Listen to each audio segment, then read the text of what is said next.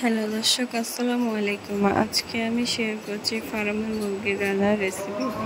এখানে প্রথমত হলুদ, মরিচের গুঁড়ো, লবণ দিয়ে ভালোভাবে মেখে কড়াইতে তেলটা গরম করে ভেজে নিচ্ছে।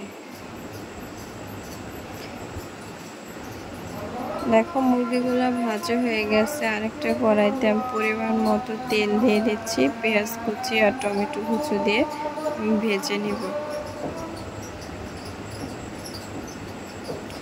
ভাজা হয়ে গেছে, এখন আমি পানি দিয়ে দিলাম। মরিচের গুঁড়া, হলুদের গুঁড়া, জিরার গুঁড়া, ধনের গুঁড়া, সব শেষে দারচিনি, এলাচ, তেজপাতা আর আদা রসুন বাটা দিয়ে মশলাটা ভালোভাবে কষিয়ে নেব।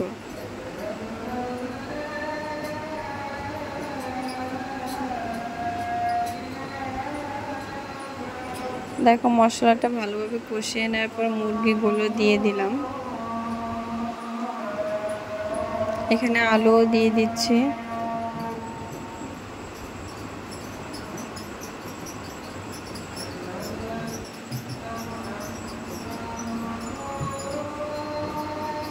দেখো মুরগিটা ভালোভাবে কষিয়ে পানি দিয়ে দিলাম, বলক চলে আসলো।